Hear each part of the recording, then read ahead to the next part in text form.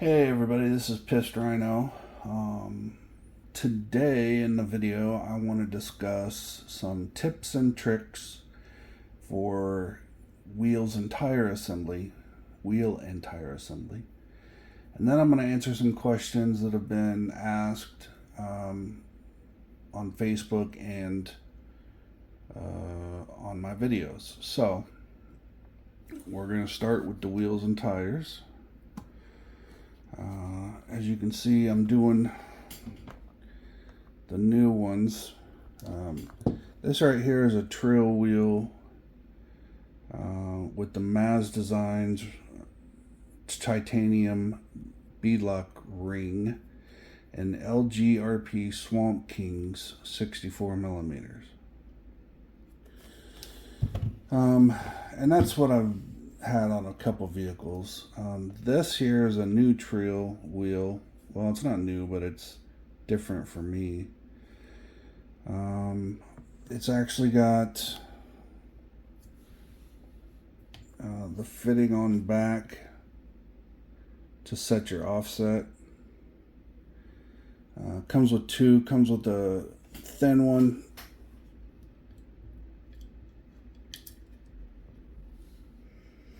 Comes with a thin one on there, and then you've got the thick one that you can put on there. Obviously the thick one sticks the wheels further out from the chassis.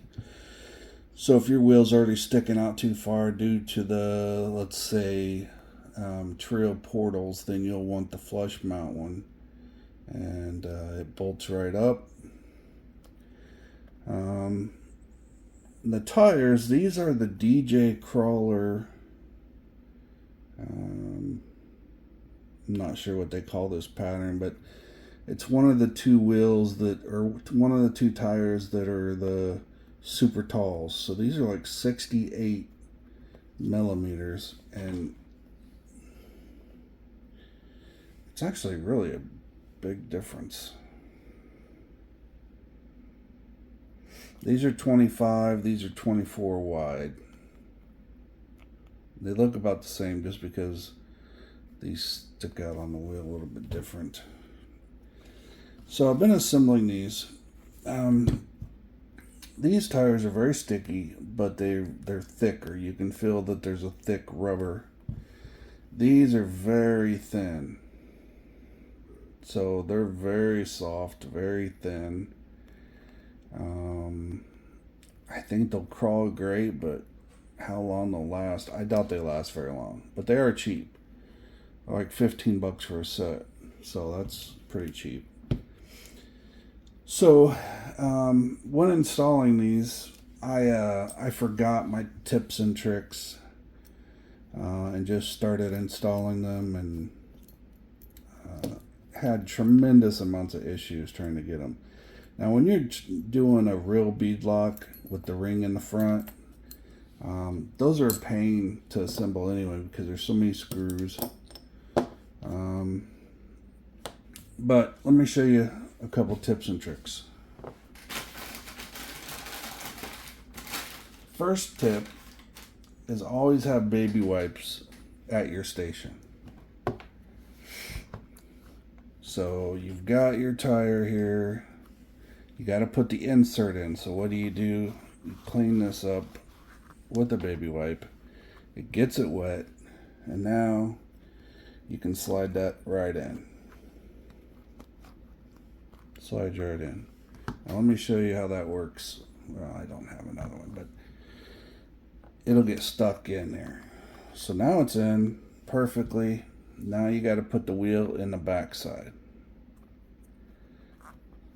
So when you do this with a sticky tire, you're going to have problems. And then when you finally get it, more than likely the tire's not going to be set right because you had to fiddle with it so much. And then you got to fiddle with the front. But with the back, see how it sticks? It just sticks. So all you got to do is take your baby wipe. Again, wet the surface.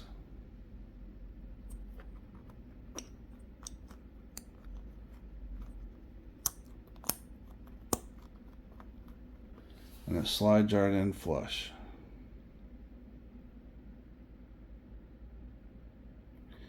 So all you're doing is wetting the surface.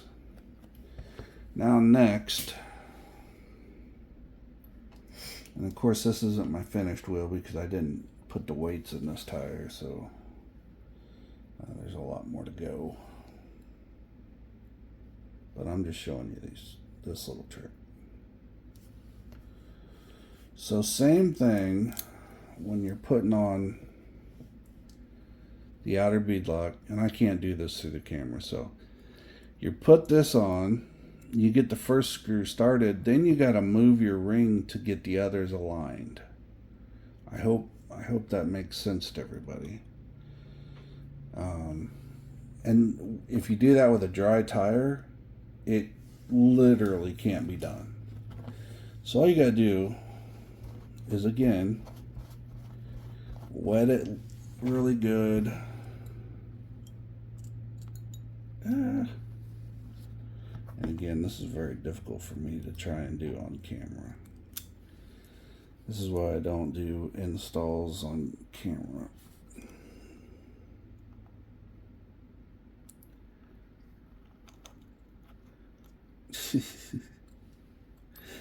Anyway, I think you get my point. It just makes it a lot easier. Sorry I can't do these on camera. It's just hard for me to do. So anyway, baby wipes. Baby wipe the back, baby wipe the front to put in your weight, then baby wipe the back to put in your wheel, and then baby wipe the front when you're putting on your ring. And that'll help everything move and adjust, because another thing is this tire, if you get stuck on the tire, it's going to pull it from a different direction. And especially when you try and twist it, and it'll really mess, your tire will really start looking bad. So the only way to do it right is to wet the tire for each step of the process. I hope that makes sense for everybody. It's simple, but it's something you don't think about. Even I forgot when I started building these. I built this one twice, and I built the one that's on this one a couple times as well. And then when I wet them, they built perfectly the first time. So I was wasting my own time because I forgot about that process. So I don't know. What do you think about the wheels? I don't think they're bad. I don't think they're the best looking wheels. And the tires, I don't know if I'm going to stick with them or if I'm going to actually just use all LGRPs. I know on at least 3 of them I'm going to have LGRPs on them. But I don't know if I'm going to keep these or not. But I think they look alright. Just not really, I'm not sold on it yet. Anyway, that's my tire discussion. Save yourself some time and just follow that little simple process, and it'll go fast.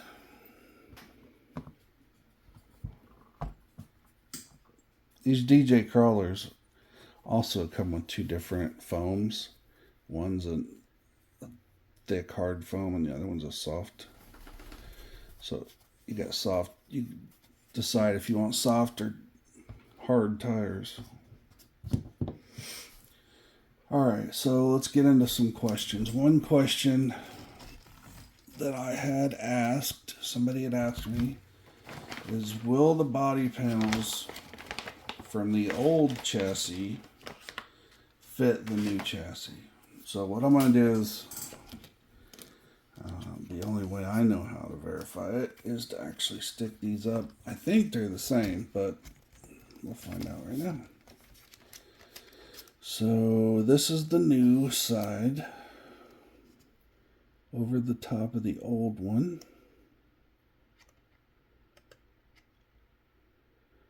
And yeah, it's pretty much exact. Maybe a little different in the back. But that shouldn't hurt the build any. So if you want to take your old side panels and put them on the new one, the side panels will fit. Now let's see the roof.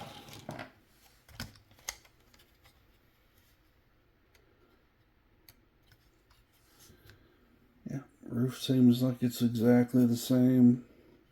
Screw holes are the same. So you should be able to take your old roof and put it on the new chassis. And last is the hood. And again, I'm pretty sure it's exactly the same. Looks exactly the same, so. Oh, there is a difference.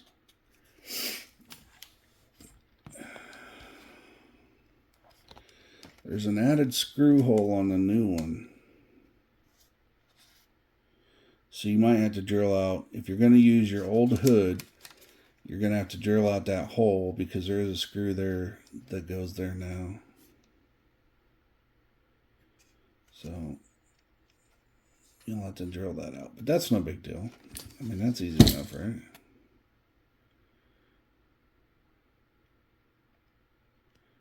Other than that, they're identical. The grill, I'm pretty sure it's identical because, yeah. The new grill looks better, so you might want to use the new grill, but it will fit. So there you go. That's one of the questions I had, is the old body panels should fit the new chassis with very little modification. Looks like just the two side holes on the hood are the only difference that I can see. So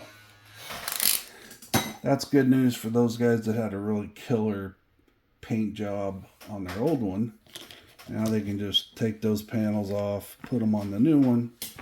You get the benefits of the stronger new chassis, and you get the look that you had previously. So, me,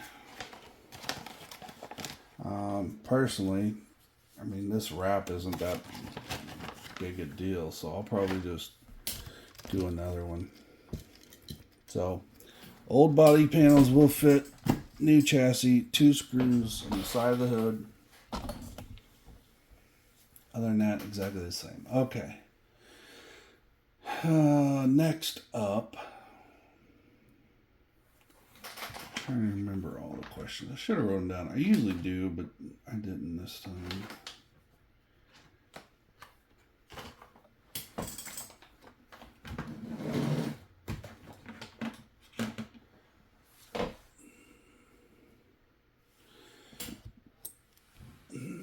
Another question I had that was asked was, will these wheels fit over the Treal portals?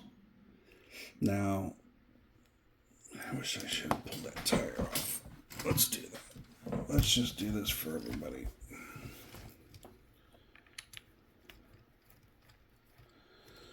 I'll take one of the wheels off the Red Ripper.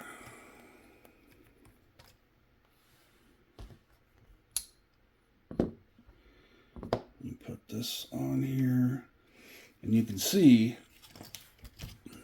that with the Treals, you're not able to put this on here because they touch, because they're the same diameter. And when you tighten down that nut, they tighten together and they just won't work.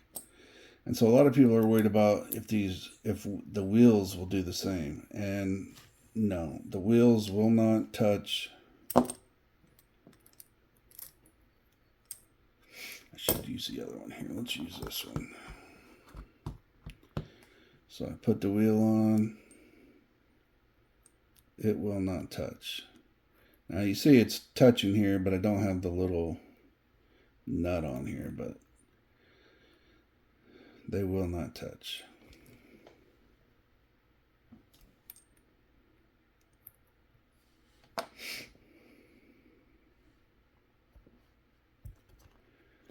Also, the Endura wheels with a Treal or Mias 10mm extension, they stay on forever. So these wheels forever have an extension. I cannot get them off without destroying something, either the wheel or the extension. I mean, it's not that big a deal to scratch up an extension, but it's not something I want to do. So they're going to be on there forever. Of course, I'm using the wrong end of my nut driver.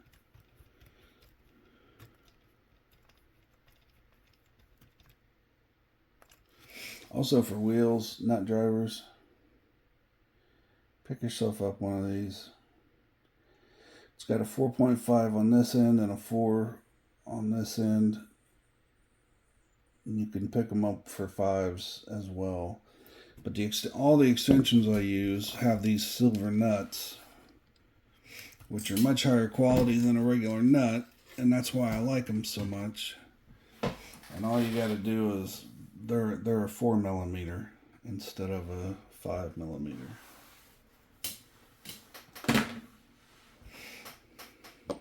Alright, so that's that.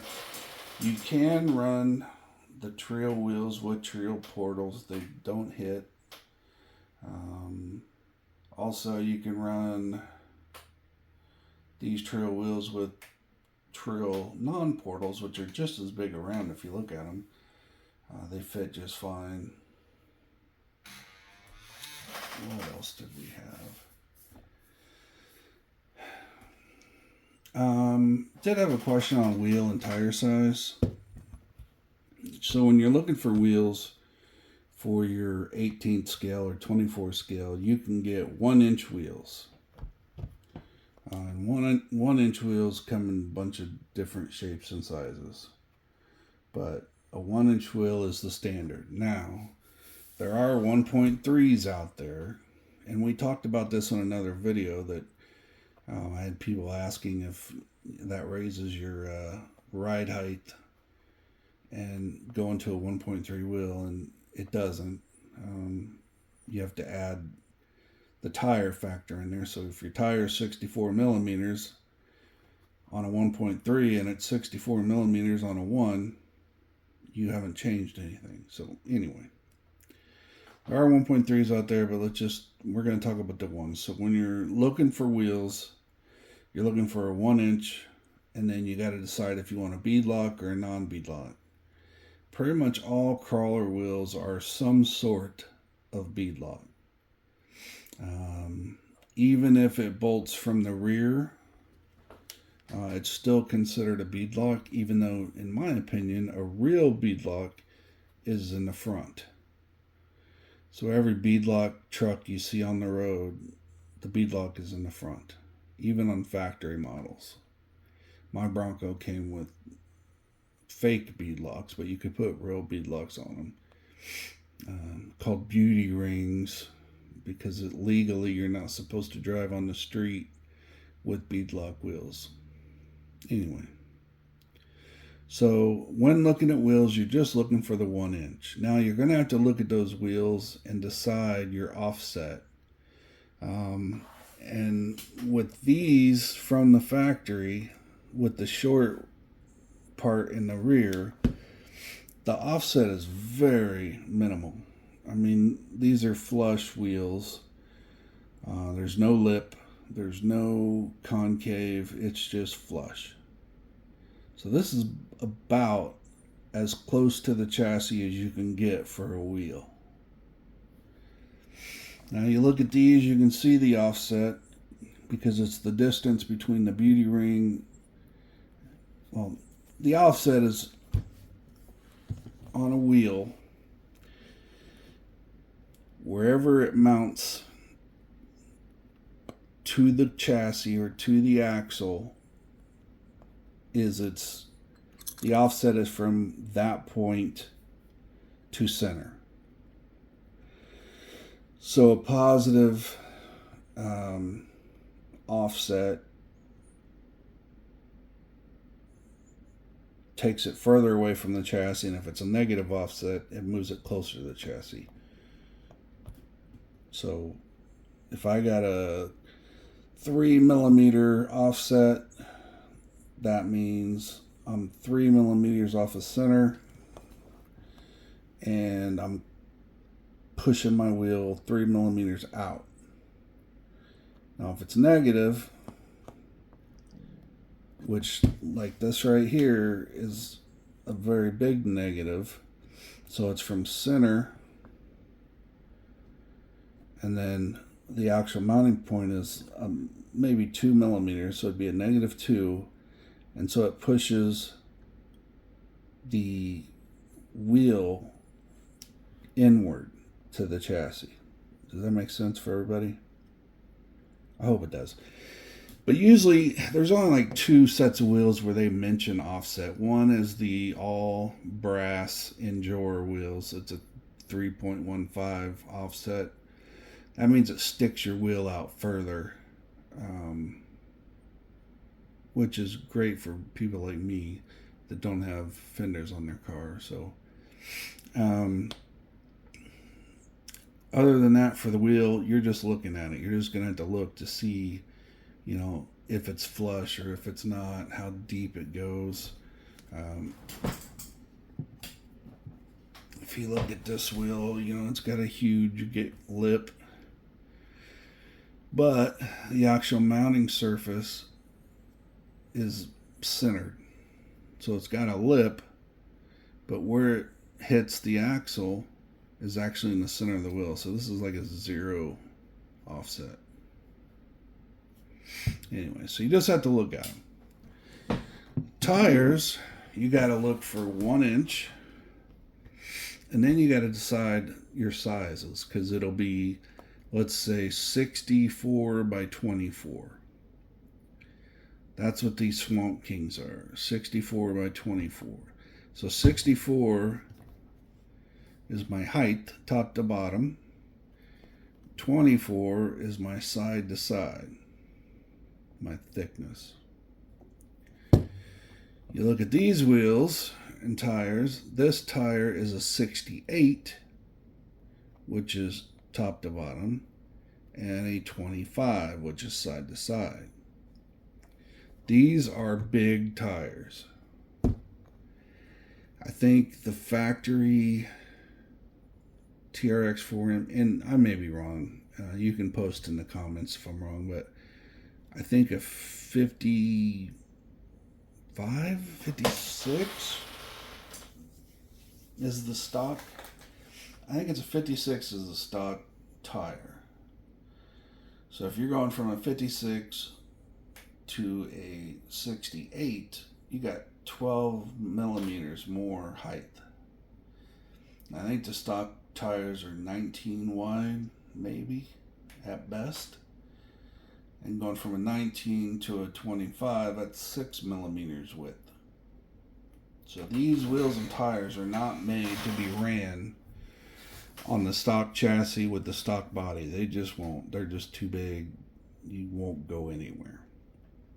If you have open wheel vehicles like mine, there's no fender to hit. The only thing you got to look for is your width and if it gets close to the shock. See, I've got mine set up to where it'll turn to the shock, but it won't hit the shock. So I never have that binding. It actually is really close with these bigger tires, but it's not. Your tire would have to be all the way over. But anyway, that's what you have to look for in a tire is the height what I need, Is the width good? Can I put it on the vehicle without rubbing the fenders? Can I put it on the vehicle without hitting the shocks? Um,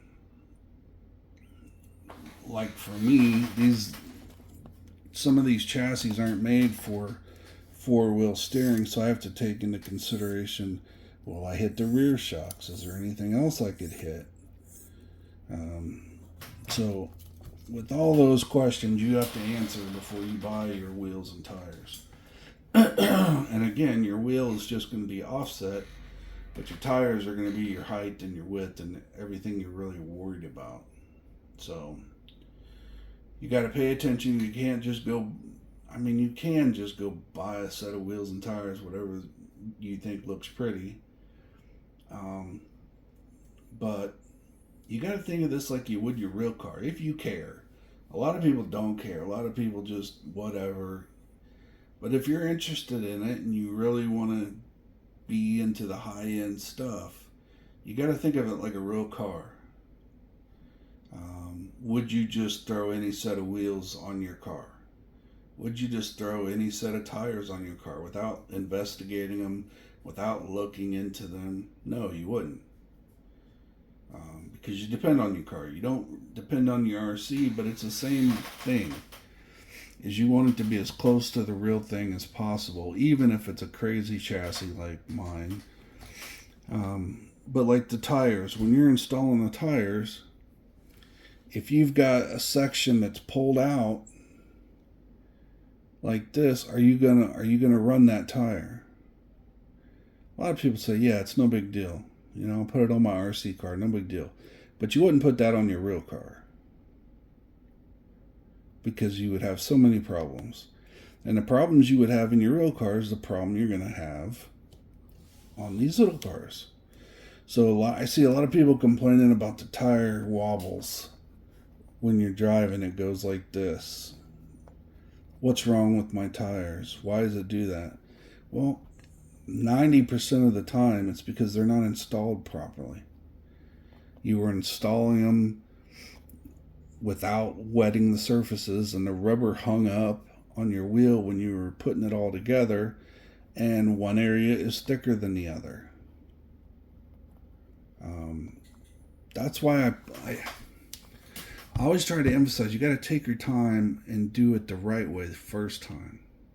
And you hear that about everything, and everybody preaches that. But, it's true with these little cars too. If you take your time, if you pay attention to each little thing, one, it's fun. Two, you get a much better vehicle at the end. And three, you're having a blast driving it and not worrying about it. You don't have to worry about your tires falling off, or your wheels, or your axles. If you do it right, there's no slop. Your tires are going to move because that's what tires do. But no side-to-side slop. No diff slop if you put the right washers in. I've seen people online posting their wheel almost goes halfway around before it stops. It's that loose. There's that much slop. So if you take your time and make sure everything's correct, you won't have that problem. And you won't be getting on Facebook and going, why is my truck not working right? Well, you didn't pay attention when you were messing with it. You put big ugly wheels on it and crappy tires, and I'll tell you this, there is a big difference between a good tire and a cheap tire. Now, I'm not saying Endura's cheap, but when I try to install Endura tires on Beadlocks, it takes me an hour a wheel. Going with LGRP tires, it's first time every time. And it's because of the way they're molded, it's the way they're cooled, it's the way they're heated. They go to the same spot every time, and you can trust that you can just put the wheel in, put the screws in, and it's going to be perfect. And honestly, that's why I run LGRPs. Yeah, they're right now the number one crawling tire, but also they're easy to install. Now these DJ crawlers were a pain in my butt to begin with, but after I remembered my little tricks, they turned out just fine. Now I only have 2 of them done, so I got 2 more to go, but I mean, it's a decent looking tire. It's just, I don't know, it's so soft. I don't know if it's going to work, but we'll see. What other questions? I can't think of the rest of them. I think that's it. I think I've wasted enough of your time. Yeah, we're right at 30 minutes, so if you have any questions, comments, or concerns, or tips and tricks that you want me to know, comment below. Please subscribe. We're only like 23 subscribers away from another giveaway. So I'm pretty excited about that. So let's get some new subscribers in here. Get another giveaway. This giveaway is going to have a bunch of other stuff in it than normal. And I think that's it, everybody. Again, thanks for watching. Have a great day. Thank you very much. Bye.